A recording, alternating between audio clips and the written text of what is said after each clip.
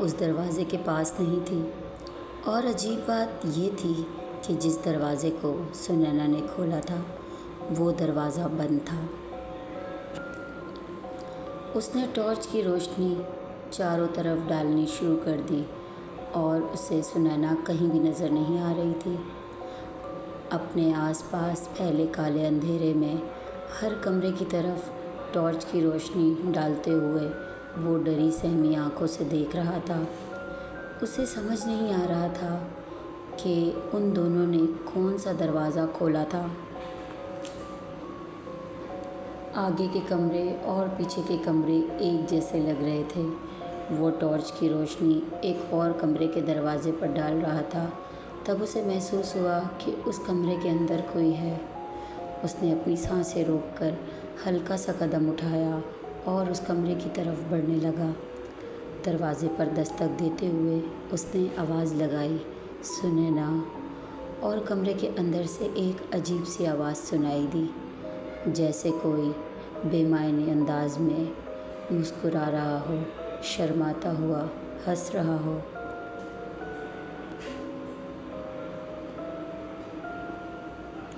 आवाज़ अजीब सी लग रही थी क्योंकि वो सिर्फ़ एक इंसान की आवाज़ नहीं थी। वो आवाज़ बहुत ही भयानक थी, जैसे दो लोग एक साथ बोल रहे हों। आवाज़ में गूंज थी और कुछ नफ़रत भी महसूस हो रही थी। वो दोबारा दरवाज़े पर झुक गया और टॉर्च की रोशनी डालते हुए नीचे देखा। सीढ़ियाँ उतरते हुए सचिन और अतुल दोनों नीचे जाते हुए नज़र आए। विवेक को एक कमरे के बाहर इस तरह से पहरा देते हुए देखकर सचिन और अतुल दोनों उसके पास आए। टॉर्च की रोशनी विवेक के चेहरे पर पड़ रही थी। अतुल ने उसे गर्दन के इशारे से पूछा, सुनैना कहाँ है? उसकी आवाज़ में हल्का सा डर था और वो बोला, सुनैना। सुनैना। विवेक काफ़ी घबराया हुआ था। सुनैना कहीं गायब हो गई है। मैं उस दरवाज़े के पास खड़ा था, लेकिन वो अचानक कहीं चली गई। शायद वो कमरे के अंदर चली गई हो। शायद? तुम्हारा मतलब क्या है शायद? क्या तुम श्योर हो कि सुनैना इस कमरे के अंदर गई थी?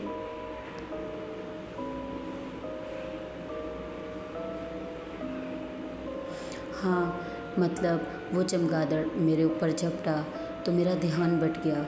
मुझे लगता है कि वो इसी कमरे में होगी, सचिन ने कहा।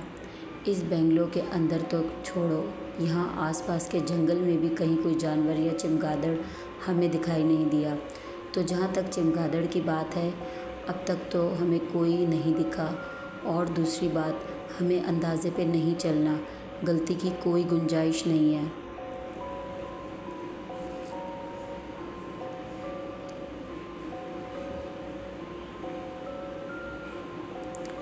लेकिन मैंने तो दरवाज़ा। विवेक बात करते हुए रुक गया। उसकी बात सुनकर अतुल के पाँव के नीचे की ज़मीन खिसक गई। कहीं तुमने दरवाज़े पर दस्तक तो नहीं दी? या सुनैना को आवाज़ तो नहीं लगाई? विवेक के चेहरे पर डर साफ साफ नज़र आ रहा था। नहीं नहीं नहीं तो।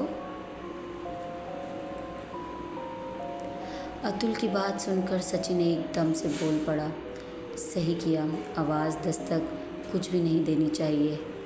क्यों? दरवाज़े पर दस्तक देने का मतलब उस शैतान को बुलाना, मतलब धीरे धीरे सब समझ जाओगे। अब हमें दोनों को ढूंढना होगा, पहले सुनैना को और फिर राहुल को।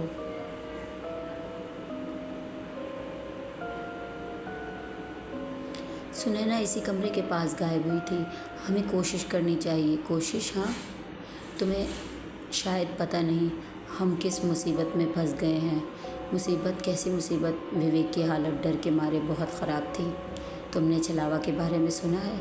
हाँ, पर वो तो रास्ता भटकाता है ना। मौत उस वक्त ज़्यादा डरावनी नहीं होती जब वो हमें सामने नज़र आए, बल्कि मौत का खौफ उस वक्त ज़्यादा होता है जब मौत हमारे आसपास के काले गहरे अंधेरे में छुपी हो और हमें नज़र भी ना आए।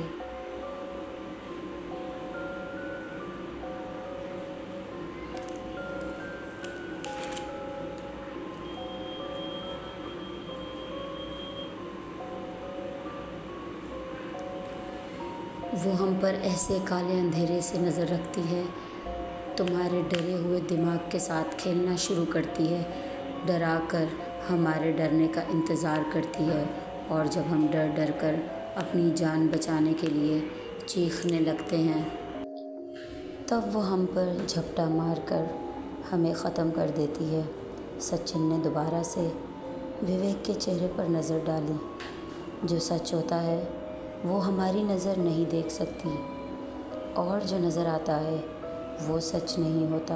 अब सोचो, ऐसा ही छलावा हमें किसी ऐसे घर में भूल भुलैया बनाने के लिए क्या करेगा। और जब हम अपने साथी को आवाज़ लगाते हैं या दरवाज़े पर दस्तक देते हैं, तो वो आत्मा हमारे दिमाग के साथ खेल खेलती है, जैसे शिकार के ऊपर झपटने से पहले कोई भूखा भेड़िया अपने शिकार के साथ खेलता है। सचिन की बातों से अतुल और विवेक के बदन में अजीब सी थरथराहट, सन्नाटा और गले से ठंडक उतर आई, जैसे मानो उनके रोंगटे खड़े हो गए हों। अब हमें क्या करना होगा? ना ही आवाज़ देनी है और ना ही दरवाज़े पर दस्तक देनी है। हमें इस घर में रहने के लिए, बल्कि इस घर में ज़िंदा रहने के लिए रूल्स फॉलो करने होंगे।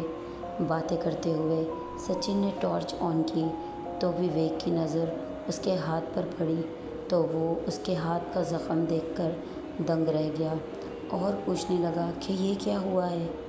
सचिन ने कोई जवाब नहीं दिया और चुप रहने का इशारा किया। तभी विवेक ने अपने पॉकेट से पेन निकाला और कागज़ पर नाम लिखने लग गया। सचिन ने अतुल की तरफ देखा और कहा, ये याद रखना, दरवाज़े पर दस्तक नहीं देनी, जो अंदर है उसको बताने की ज़रूरत नहीं। बस अपना नाम कागज़ पर लिखकर दरवाज़े के नीचे से दूसरी तरफ सरकाना है। दूसरी तरफ से सुनैना ने कागज़ पर अपना नाम लिखा और धीरे से वो उस कागज़ को दरवाज़े के नीचे से बाहर की तरफ सरकाने लगी। सबने सांस रोक रखी थी और दरवाज़े के नीचे से आने वाली हर एक हल्की हरकत पर नज़र थी। अचानक किसी ने ज़ोर से दस्तक दी, जैसे कोई ज़ोर से दरवाज़े पर मार कर उसको तोड़ने की कोशिश कर रहा हो। तीनों एक झटके से पीछे हट गए। दरवाज़े के अंदर सुनैना नहीं थी। हर तरफ गहरा सन्नाटा था। अब सबको सिर्फ अपनी तेज़ होती सांसों की आवाज़ सुनाई दे रही थी। वो अपने अंदर के डर को दबाने की कोशिश कर रहे थे। अचानक से बीच में सब कुछ शांत हो गया और अपने डर पर काबू पाते हुए जेब में हाथ डालकर माचिस की डिबिया निकाली। डर भरी आँखों से चारों तरफ देखते हुए उसने धीरे से मोमबत्ती जलाई और नीचे ज़मीन पर एक जगह रख दी। उस मोमबत्ती की वजह से कमरा थोड़ा रोशन हो उठा, तो वो कमरे का एक एक कोना ठीक से देखने लगी। डर के मारे उसका दिल ज़ोर ज़ोर से धड़क रहा था। अब वो अपने दोस्तों से बिछड़ चुकी थी। वो अकेली अंधेरे कमरे के बीच सन्नाटे में खड़ी थी। उसके माथे पर डर से पसीने की बूंदें जमने लगी थी। सिर्फ माथे पर नहीं, उसका पूरा बदन पसीने से भर गया। कान के पीछे से पसीने की बूंदें धीरे धीरे गर्दन तक आ रही थी। डर के मारे सुनैना का गला पूरी तरह से सूख गया था। वो एक एक कदम बढ़ाते हुए अंधेरे में धीरे धीरे आगे बढ़ने लगी।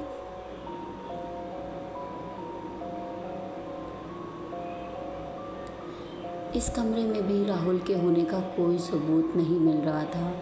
तभी कमरे के दाएं कोने में उसे कुछ नज़र आया। टॉर्च की रोशनी डालते हुए उस चीज़ को गौर से देखा, जैसे एक पुरानी किताब रखी हुई हो जिस पर धूल की एक मोटी परत जमी हुई थी। थोड़ी हैरानी से उस किताब को उठाकर सुनैना ने टॉर्च की रोशनी में देखना शुरू किया। इधर सचिन, अतुल और विवेक तीनों एक जगह सुनैना को ढूंढने की कोशिश कर रहे थे। तभी सचिन थोड़ा घबराकर धीमी आवाज़ में बोला, हम दोनों फ्लोर्स रोशन कर चुके हैं, लेकिन हमें ये नहीं देखा कि बेंगलोर में बेसमेंट है या नहीं। अगर नहीं है तो हम किस्मत वाले हैं, और अगर है तो हम बर्बाद हो चुके हैं। सब कुछ ख़त्म समझो। बेसमेंट की हमारी बदकिस्मती है। क्या मतलब? मतलब ये कि अगर बेसमेंट है तो हमें उसे रोशन करना होगा, क्योंकि अंधेरा उस आत्मा की शक्ति है। हमें वो जगह रोशन करनी होगी, वरना वो हमें मार के उसी अंधेरे की जगह घसीट कर ले जाएगी। अंधेरा उसकी ताकत है और रोशनी उसकी कमज़ोरी। इसीलिए हमें बेसमेंट ढूंढना होगा। चलो पहले सुनैना को ढूंढते हैं। एक काम करते हैं, तुम सुनैना को ढूंढो, हम देखते हैं कि बेसमेंट कहाँ है। और तुम रूल्स याद रखना, कोई भी दरवाज़ा मत खटखटाना। अब उस जगह पर विवेक अकेला था और वो हर दरवाजे के नीचे टॉर्च की रोशनी मारने लगा। इधर किसी अनजान दरवाजे के पीछे फंसी सुनैना टॉर्च की रोशनी में किताब की तरफ ठीक से देखने लगी, और वो ज़मीन पर घुटनों के बल बैठकर किताब को देखने लगी। वो किताब काफ़ी पुरानी थी। वो टॉर्च की रोशनी में किताब के पन्ने पलटने लगी। उस किताब के पहले ही पन्ने पर पेंसिल से एक मकड़ी के जाल का चित्र बना हुआ था। उस पर छोटे छोटे कीड़े भी दिखाई दे रहे थे, और वो बीच में वो मकड़ी बड़ी अजीब सी किताब थी। दरअसल वो एक किताब नहीं बल्कि ड्राइंग बुक थी। उस पर पेंसिल से बनी अजीब अजीब सी तस्वीरें थी।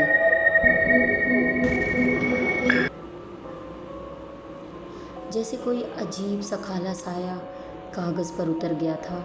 उस किताब की आखिरी तस्वीर ऐसी बनी थी जैसे वो आपको ही देख रही हो, जैसे कोई जीता जागता इंसान अपने सामने आप पर नज़र रख रहा हो।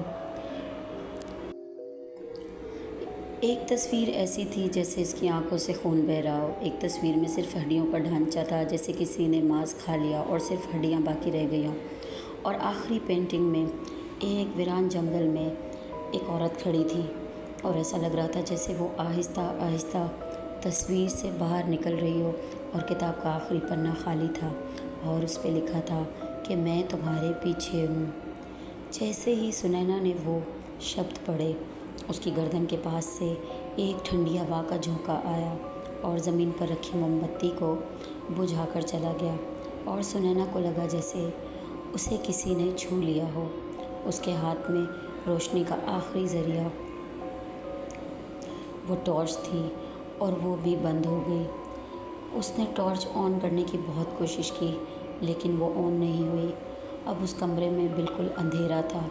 सुनैना को कुछ समझ नहीं आ रहा था। उसने अपनी पॉकेट से मोबाइल निकाला तो वो बंद हो चुका था। दूसरी पॉकेट से माचिस निकालकर वो उसको जलाने की कोशिश करने लगी, पर वो नहीं जली। और अब वो आहट धीरे धीरे उसके करीब आने लगी। सुनैना के दिल की धड़कन तेज़ होने लगी और डर के मारे उसे रोना आ रहा था, और डर से उसके हाथ से माचिस गिर गई।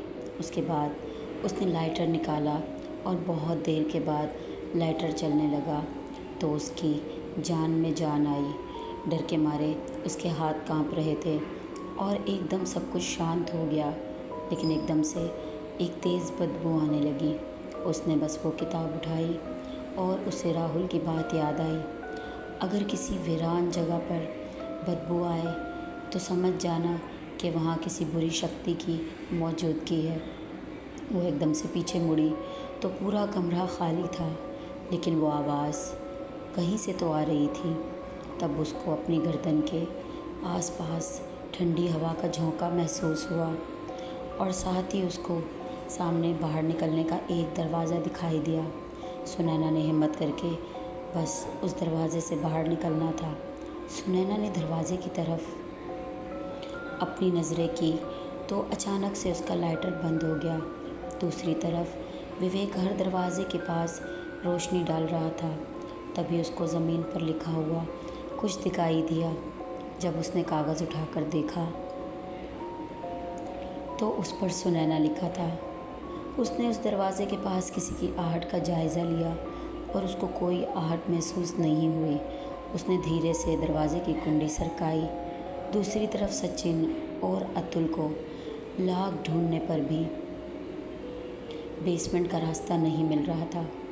दोनों परेशान होकर हर जगह तहखाने का रास्ता तलाश करने में लगे हुए थे। क्या मिल पाएगा दोनों को बेसमेंट का रास्ता? क्या उस आत्मा के टाइम के आने से पहले बेसमेंट रोशन हो पाएगा या नहीं? जानने के लिए कहानी का अगला हिस्सा ज़रूर सुनें।